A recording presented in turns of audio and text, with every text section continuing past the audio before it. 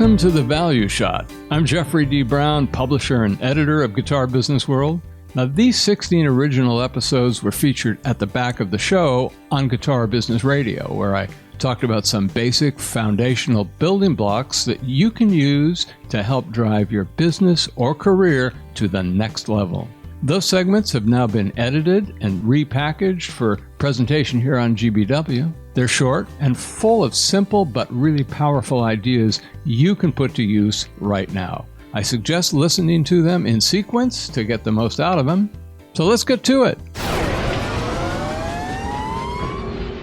So thanks for continuing on with us here in The Value Shot. This is the next level, part 7. And we've been talking about a set of foundational building blocks that you can use to help propel your business or career to the next level, whatever that means for you. And just a brief overall review. We started off the Value Shot talking about some useful and more general ideas you can use in your everyday activities. We covered things like the 3 C's in marketing and dealing with so-called constructive criticism and managing the peril of the expectation game and a lot more. In episode 10, we kicked off our Next Level series, which continues as we speak. You may remember that I started by describing the importance of the vision, followed next by 3 segments on implementing the vision, under which we've covered 2 major aspects of the process. First, behavioral characteristics, which include attitude, focus, and knowledge. That led us smoothly into the second aspect, which is leveraging knowledge, where we discussed more specifically leveraging the elements of skills, resources, and experience. Today, we're going to add a third aspect under implementing the vision, which I refer to as market messaging. Again, there are literally mountains of information written on this broad subject matter, but as I've said multiple times, I'm giving you what is essentially a deconstructed view of this so you can use the pieces to create your own foundation to build on. So let's dig into market messaging. What is it? Why does it matter? How do you deal with it? Well, first, let me formally define what it is as I see it. Your market messaging is the deliberate, coordinated delivery of clear and memorable information about your business or career that creates a lasting impression and ultimately compels a desired action on the part of your target market, meaning potential customers or influencers. Now let's dissect that a bit. First, there's deliberate, coordinated delivery. And that just refers to reaching the people who are most likely to become customers or influencers for your business or career.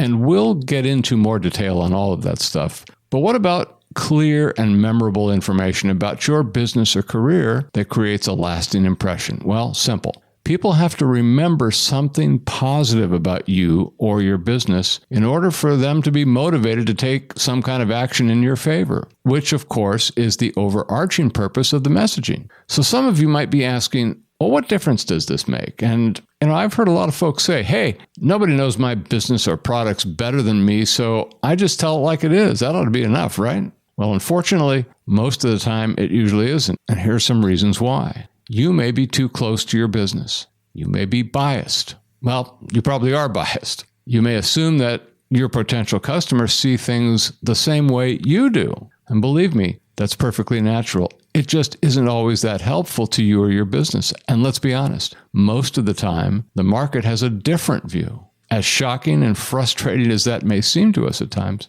And if you're not connecting with these folks in a meaningful and memorable way, you're going to lose them. Maybe forever. So you have to make the connection.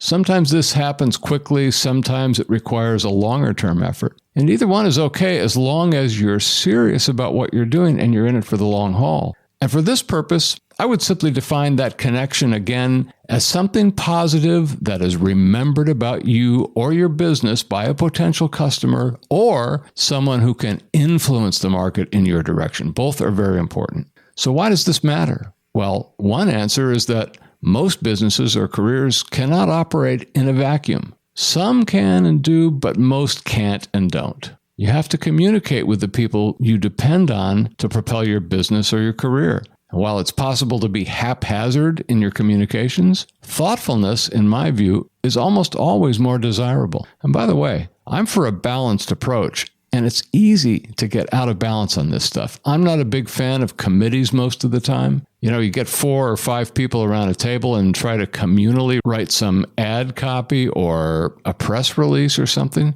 You'd think maybe it wouldn't be, but that's a great example of a highly unbalanced approach. Too much diversity of thought can generate a lot of input faster, so you can go nowhere sooner. On the other hand, being overly obsessed about the process can cause you to create narrow expectations, which can lead to disappointment and bad decision making. So balance is important. And again, we'll get into more of this as we go. Small incremental steps are just fine. Now, what are some of the ways we deal with our market messaging? Well, here's just a few things to think about for the moment.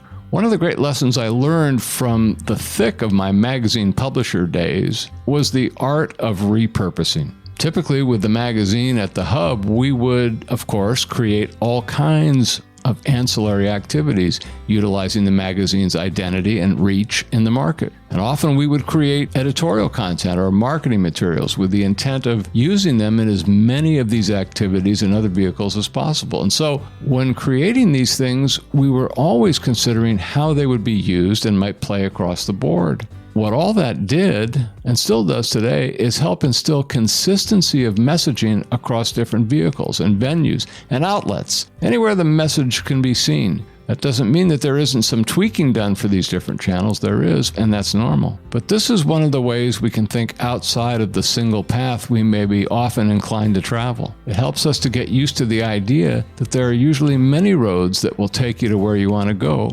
or someplace better.